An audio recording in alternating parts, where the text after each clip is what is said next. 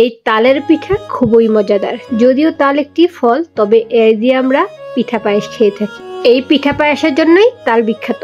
আসসালামু আলাইকুম everyone, welcome to my channel. নতুন রেসিপির ভিডিও নিয়ে আবার চলে এসেছি আপনাদের সামনে। আজ নিয়ে এসেছি কাঁঠাল পাতায় তালের ভাপাকুন পিঠা। খুবই কম সময়ে এবং ঘরোয়া কিছু উপকরণ দিয়ে এই সুস্বাদু এবং মজাদার পিঠাটি তৈরি করা যায়, আর সময়ও লাগে খুব কম। তাই তো এই রেসিপিটি আজ আমি আপনাদের সাথে শেয়ার করছি। তালের নানা ধরনের পিঠা রেসিপি শেয়ার করেছি, আজ শেয়ার করছি তালের ভাপাকুন পিঠা। প্রথমে আমি এই কোন পিঠা তৈরিতে ব্যাটারটা তৈরি করে নিব। সেজন্য এখানে আমি 2 কাপ চালের গুঁড়া দিয়েছি। এখানে আমি ভেজা চালের গুঁড়াটা দিয়েছি। এখন এর সাথে দিয়েছি 1 কাপ তালের পিউরি। দেখুন আমার তালের পিউরিটা অনেক ঘন। এখন দিয়ে দিয়েছি 1 চা চামচ পরিমাণ বেকিং পাউডার এবং 1/2 চা চামচ পরিমাণ লবণ। লবণটা স্বাদ অনুযায়ী দিয়ে নিলেই হবে। এখন দিয়ে দিচ্ছি 1 টেবিল চামচ গুঁড়া দুধ। এখন অ্যাড করে দিচ্ছি চিনি। এখানে আমি 1/2 কাপ চিনি দিয়েছি। চিনির পরিবর্তে আপনারা গুড় দিয়ে পিঠাটা বানিয়ে নিতে পারেন। আর এখানে মিষ্টিটা প্রত্যেকের পছন্দ অনুযায়ী দিয়ে দিবেন। তবে তালের এই ভাপা পিঠাগুলো একটু মিষ্টি না হলে খেতে ভালো লাগে না, সেজন্য চিনিটা একটু বাড়িয়ে দেওয়ার চেষ্টা করবেন। তবে এখানে আমি যে পরিমাণে চিনিটা ব্যবহার করেছি সেটা পারফেক্ট ছিল। এই সবগুলো উপকরণ ভালোভাবে মিশিয়ে নিয়েছি। একটা হ্যান্ড উইক্সের সাহায্যে আমি ভালোভাবে মিশিয়ে নিয়েছি, যেন ভালোভাবে মিশে যায়, কোনো গুটি গুটি অংশ না থাকে। এখন আমি এতে দিয়ে দিচ্ছি 1/2 চা চামচ অরেঞ্জ ফুড কালার। সুন্দর একটা কালারের জন্য এই অরেঞ্জ ফুড কালারটা ইউজ করছি। এটা টোটালি অপশনাল, তবে আপনারা চাইলে দিতে পারেন, আবার চাইলে স্কিপ করতে পারেন। আমি এখানে সুন্দর কালারের জন্য দিয়েছি, এতে করে টেস্টের কোনো হেরফের হয় না। আর এখানে আমি গাঢ় তালের রসটা ইউজ করেছি, এতে করে পিঠার স্বাদটা আরও বেশি বেড়ে যায়, কারণ এর মধ্যে অতিরিক্ত পানিটা দেওয়া লাগছে না।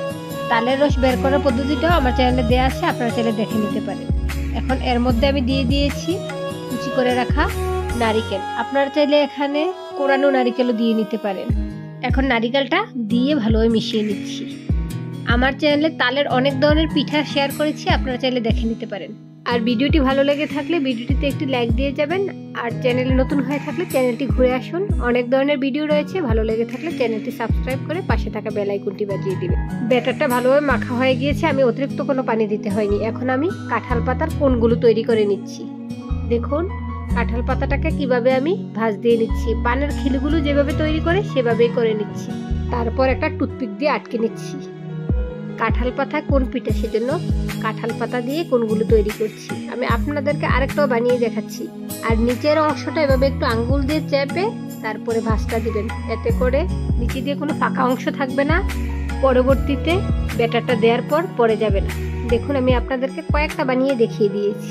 দেখুন আমার এই কোনগুলোতে কোনো ফাঁকা অংশ নেই। আপনাদের কাছে টুথপিক না থাকলে ছলা দিয়েও আটকে নিতে পারেন, এছাড়া স্টেপলার পিন মেরে নিলেও হয়। এখন আমি চুলায় চলে আসছি। চুলায় একটি প্যানে আমি পানি দিয়েছি, এর উপরে আমি স্ট্রেইনারটা দিয়েছি। চুলাটা আমি জ্বালিয়ে দিয়েছি, চুলার আঁচ মাঝারিতে রেখেছি। পানিটা গরম হতে হতে আমি তৈরি করে রাখা কাঁঠাল পাতার কোণের ভিতরে এই পিঠার ব্যাটারটা দিয়ে নিচ্ছি। আমি একটা ছোট চামচের সাহায্যে কাঁঠাল পাতার ভিতরে এই ব্যাটারটা দিয়ে দিয়েছি।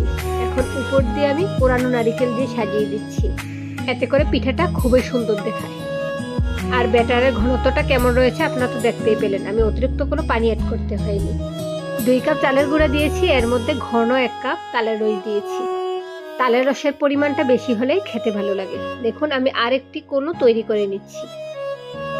চামচ দিয়ে ব্যাটারটা দিয়ে নিয়ে উপর দিয়ে নারিকেল দিয়ে সাজিয়ে দিচ্ছি, এতে করে পিঠাগুলো তৈরি হয়ে যাচ্ছে। আমার স্ট্রেনারের ফুটুকগুলোর মধ্যে দিয়ে বসিয়ে নিচ্ছি। আর আপনাদের এমন স্ট্রেনার না থাকলে, অন্য ধরনের স্ট্রেনার থাকলে এর ভিতরে একটা তোয়ালে বিছিয়ে এর মধ্যে এই কাঁঠালের কোণগুলো দিয়ে নিতে পারেন। আমি ঢাকনা দিয়ে ঢেকে দিচ্ছি। ঢাকনার মধ্যে যে ছিদ্রটা ছিল সেটাও আমি বন্ধ করে দিয়েছি। পিঠাগুলোকে আমি এখানে 15 মিনিটের মতো ভাপিয়ে নিয়েছি। 10 মিনিটের মধ্যে হয়ে যায়, তারপর আমি 5 মিনিট বেশি সময় ধরে এটাকে ভাপিয়ে নিয়েছি। এখন পিঠাগুলোকে তুলে ঠান্ডা করে আপনাদের সামনে সার্ভ করে নিয়ে আসবো। পাতাটা কিভাবে সহজে খোলা যায় সেটাও দেখিয়ে দিব। আর দেখুন সবগুলোই পারফেক্টলি কুক হয়েছে। উপরের নারিকেলটা দেওয়াতে দেখতে অনেক বেশি সুন্দর দেখাচ্ছে। আর পিঠাগুলো ঠান্ডা হওয়ার পর উপরের পাতাটা খুললেই মসৃণ হয়, অর্থাৎ পাতার সাথে লেগে থাকে না। সেজন্য কিছুটা ঠান্ডা হওয়ার পর পাতাগুলো খুলে নিতে হয়। আর একেবারেই পারফেক্ট হয়েছে। আমি সবগুলো খুলে নিয়েছি। এখন আপনাদেরকে একটা পিঠা খুলে দেখিয়ে দিব। দেখুন খুবই সহজে এটা খুলে নেওয়া যাচ্ছে।